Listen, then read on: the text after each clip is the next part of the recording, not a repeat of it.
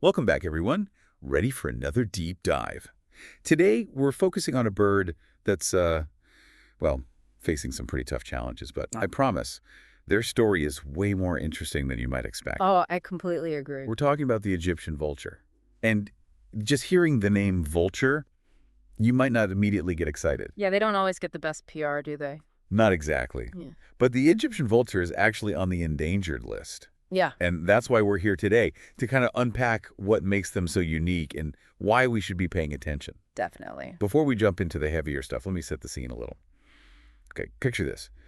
Brilliant white feathers, black wings slicing through the sky, and a face. Yeah. Well, a face you won't forget. Well, that's one way to put it. I mean, come on, you got to admit, they have a look that just draws you in, right? Absolutely striking, yes. And what's even more fascinating is where you find these birds. They're not limited to just one type of environment. Yeah, that was one of the first things that surprised me when I was doing research for this deep dive. I always associated vultures with wide-open savannas. Right, like in Africa. Exactly. But these guys are hanging out in deserts, cities, even rocky cliffs.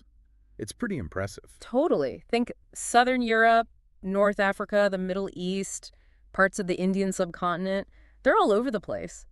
This adaptability is really a big reason why they've been able to survive for so long. And it's probably helped them get comfortable around humans too, right? Definitely. I mean, they've been observed nesting on buildings, even interacting with people in some urban areas. Which brings me to this nickname I keep seeing, Pharaoh's chicken. Yeah. Where did that come from? Right. It's weirdly cute, but it makes you wonder about the history there. It goes all the way back to ancient Egypt.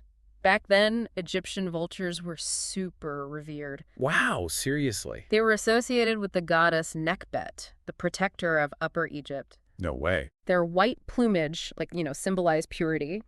And because they were often seen near human settlements, they had this special, almost sacred status. I never would have guessed. Yeah. So not just a striking appearance, but a whole cultural significance too. Absolutely. Okay, but hold on, because now we're getting to the stuff that really blew my mind when I was reading about these birds. You ready for this?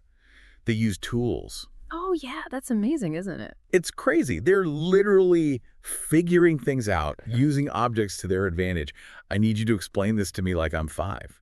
Sure, so they're known to use stones to crack open tough eggs, like ostrich eggs. Yeah, those are pretty tough. Right. Well, they pick up a stone in their beak and hurl it at the egg until it cracks open. It's so clever. Yeah. And kind of hilarious to imagine. It's not something you see every day in the bird world, and it really shows how intelligent they are. Totally. It really challenges our assumptions about what birds are capable of. Speaking of assumptions, I always thought vultures were, well, strictly scavengers. Yeah, that's the common image. Right. But from what I've been reading, it seems like they're not that picky.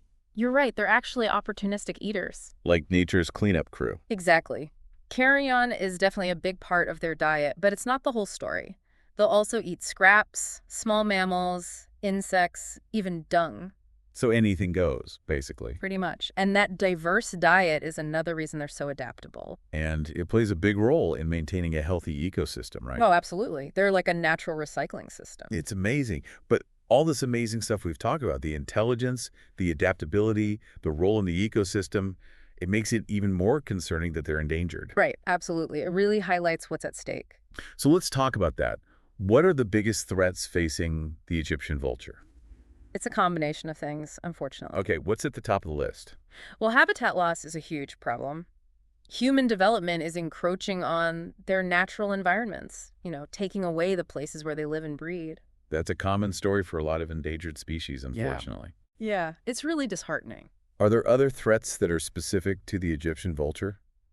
Poisoning is a big one. What kind of poisoning? Sometimes it's intentional, but often it's unintentional. Man. Pesticides. They're used to control pests in agriculture, but they can also harm vultures who feed on poisoned animals. That makes sense. I hadn't thought about that connection. Yeah, it's something a lot of people don't realize. And there's lead poisoning, too, from lead bullets left in carcasses that vultures feed on. So even something as seemingly unrelated as hunting can have these ripple effects on the ecosystem. Right, everything is connected. You mentioned collisions with power lines earlier. Yeah. How big of a problem is that? It's a major cause of mortality for Egyptian vultures. They're large birds, and their wingspans can make them vulnerable to hitting power lines, especially in areas where those lines aren't well marked. It's just one more thing to worry about for these birds. on top of everything else. It's a tough situation, there's no doubt about it. But it's not all doom and gloom, right? There are people working to protect these birds, right? There are, and that's the good news. We're not just sitting back and watching this happen. There are a lot of dedicated people and organizations working to help the Egyptian vulture. That's good to hear. What are some of the things they're doing? Well, protecting their habitat is crucial. So there are efforts to establish protected areas where development is restricted. Sort of like giving them safe haven. Exactly. Yeah. And there are also anti-poisoning campaigns to educate people about the dangers of using certain pesticides and to promote safer alternatives. And getting the word out to the public is important too, right? Absolutely. Public awareness is key. The more people know about the Egyptian vulture and the threats they face, the more likely they are to support conservation efforts, make conscious choices in their own lives. And hopefully put pressure on governments and businesses to take action too. Exactly. It's a collective effort. Well, I have to say, learning about the Egyptian vulture has been a real eye-opener. It's a reminder that even the toughest, most adaptable creatures are still vulnerable to the impact we have on the planet. Couldn't agree more. It's a bit of a sobering thought, isn't it? It is. But their story also underscores the incredible resilience of nature and the importance of fighting for what matters. It makes you think about all the connections in the ecosystem, how everything is intertwined. Yeah, we tend to think of ourselves as separate from nature, but we're very much a part of it, and our actions have consequences. This deep dive has definitely given me a lot to think about. I'm glad to hear that. It's easy to feel overwhelmed by all the environmental challenges we're facing, but stories like this remind us that every action counts.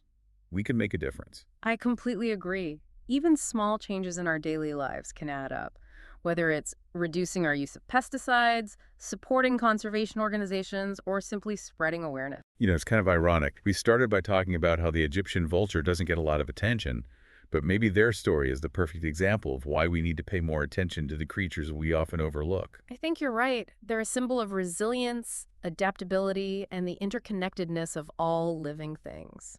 And a reminder that we have a responsibility to protect the delicate balance of our planet. Well said. And on that note, I think it's time to wrap up this deep dive. Sounds good.